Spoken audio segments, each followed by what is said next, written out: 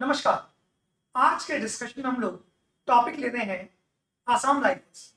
जैसा कि आपको पता है कि पिछले कुछ समय से आसाम राइफल्स नॉर्थ ईस्ट में बहुत चर्चा में है और लगातार म्यांमार बॉर्डर पे भी झड़पों की खबरें आ रही हैं।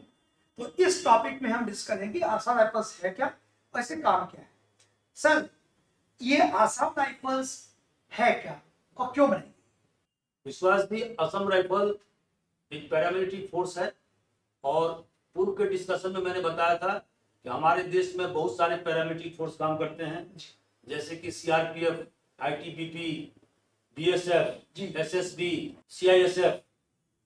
इसी तरह से असम राइफल भी एक पैरामिलिट्री फोर्स है, लेकिन इनका जो कार्य क्षेत्र है वह नॉर्थ ईस्टर्न क्षेत्र में है, पूर्वोत्तर इलाके में है। और इनका जो गठन हुआ था वो अंग्रेज के जमाने में हुआ था 1835 में।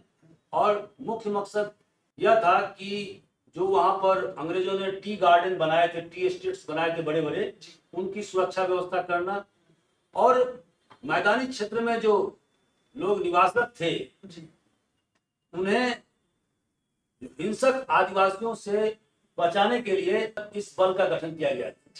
तो शुरुआत से नाम इसका असम राइफल्स में कुछ और था? बहुत सारे नाम उनके थे, लेकिन समय के साथ बदलते हुए लास्ट में उनका नाम असम राइफल रखा गया। जी सर, इस संगठन का ढांचा क्या है?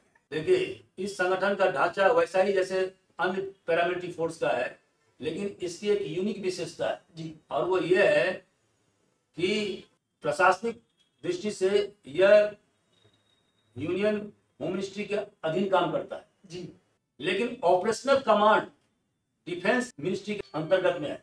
अच्छा, ये वाहिद पहला पैरामिलिट्री फोर्स है जिस पर की डुअल कमांड है, और इसमें भर्ती भी डेपुटेशन पर जो लोग आते हैं उसमें ज्वाइन करने के लिए, उसमें अधिकांश मिलिट्री के ऑफिसर्स एंड जवान होते हैं जी। हालांकि डायरेक्ट रिक्रूटमेंट का भी प्रावधान है जी। सर, असम राइफल्स में कितने अधिकारी और कितने जवान कार्यरत हैं? देखिए, असम राइफल का जो सबसे हेड होता है वो होता है डीजी रैंक का अधिकारी। जहां अन्य पैरामिलिट्री फोर्स के जो हेड होते हैं वो भी डीजी रैंक के अधिकारी होते हैं, लेकिन वो एक सीनियर आईपीएस अफसर होते हैं डीजीपी रैंक की। लेकिन असम राइफल का जो हेड होता है वो भी डीजी रैंक का होता है, लेकिन वो सेना के अधिकारी होते हैं जी। अभी 65,000 जवान और अधिकारी इसमें काम करते हैं और इसमें कुल 46 मतलब 46 बटालियन कार्यरत हैं जी। सर, इसके दायित्व क्या है? विश्वास जी, इसका दायित्व है नॉर्थ ईस्टर्न स्टेट्स जितने भी हैं 7, उनकी सुरक्षा व्यवस्था करना। ये पुलिस को भी मदद करने का काम करते हैं। इसके अलावा हिंदुस्तान और म्यांमार के बॉर्डर की सुरक्षा करने का दायित्व भी इनके ऊपर है जी।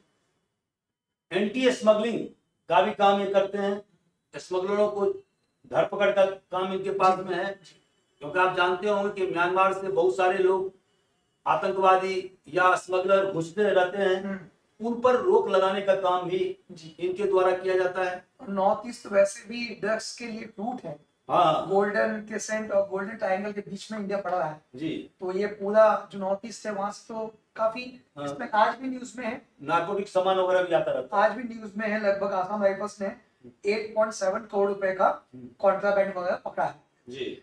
सर, इसका मोटो क्या है?